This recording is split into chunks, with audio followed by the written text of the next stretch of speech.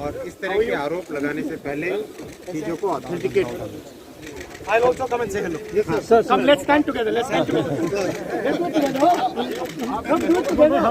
Sir मंत्री जी आपने आपको लेकर के बाइट देने की कह रहे थे कि आप बिना अरे कौन है यार? देखिए मेरे पास डेटा है।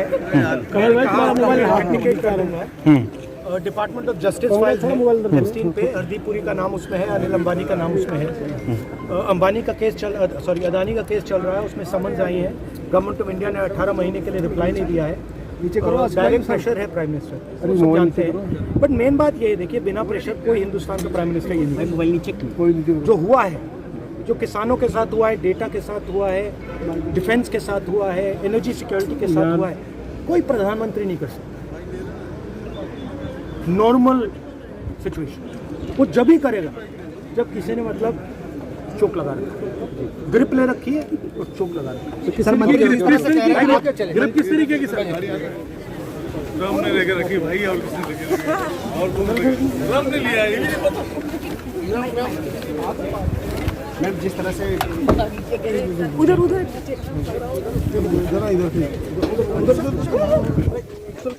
क्या हुआ? करने की बात करने के लिए कहा वो नहीं बोलेंगे, नहीं बोलेंगे। तो राहुल गांधी ने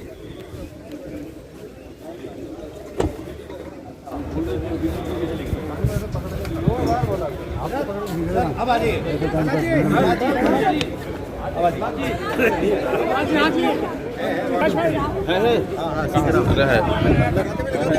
वो है ना,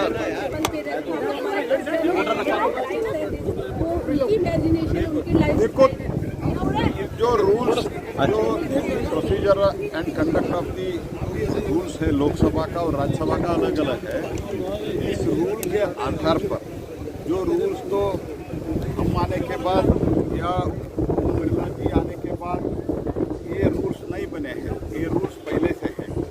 ये रूल्स जब इस देश में संविधान रचाया गया, when constitution was written, from those day rules are there.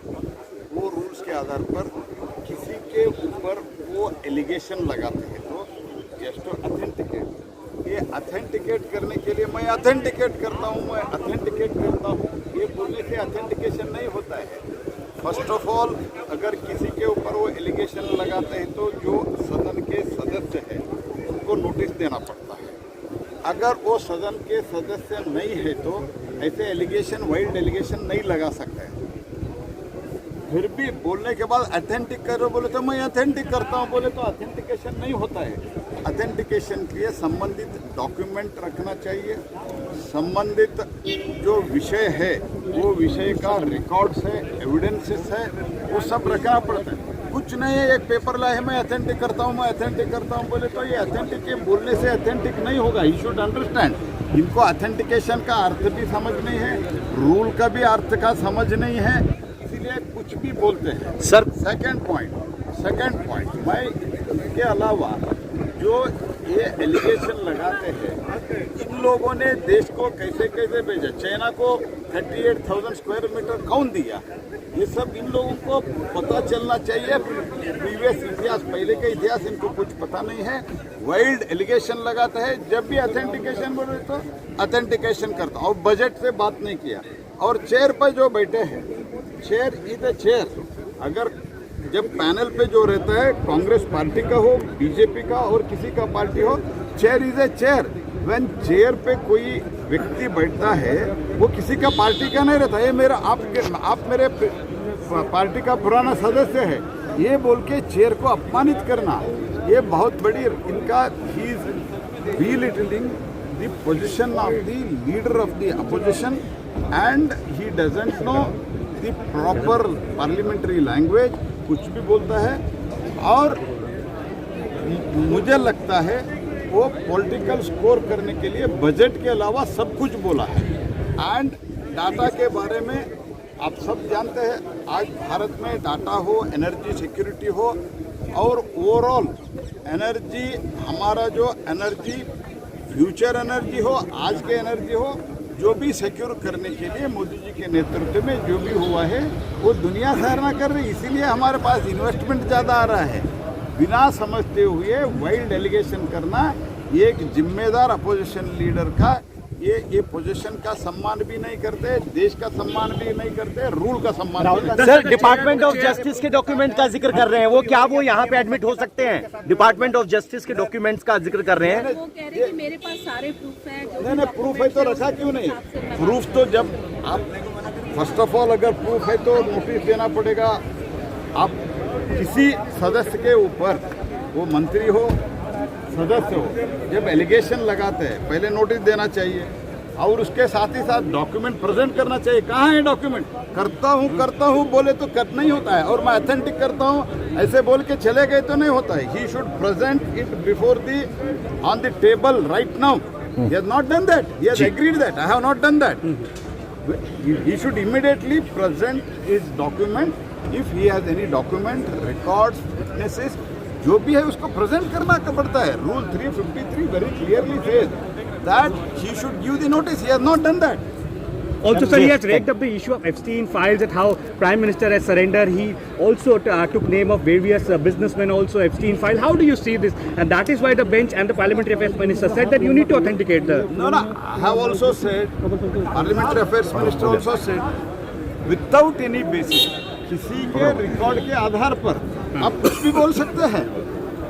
आपके देश में जो पीयूष गोयल जी ने, माननीय पीयूष गोयल जी ने स्टेटमेंट दिया उसके ऊपर आपको भरोसा नहीं है।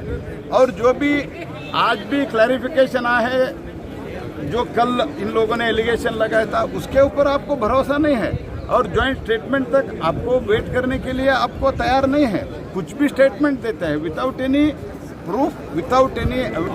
और सत्ता पक्ष की तरफ से कहा जा रहा है कि राहुल गांधी बिना तथ्य पे बात रख रहे थे। राहुल जी ने, उन्होंने कहा, संसदीय कार्य मंत्री ने कहा कि राहुल जी जो आप कर रहे हैं ऑथेंटिकेट करिए। राहुल जी ने कहा अभी ऑथेंटिकेट करता हूँ। स्पीकर सभापति ने मना कर दिया।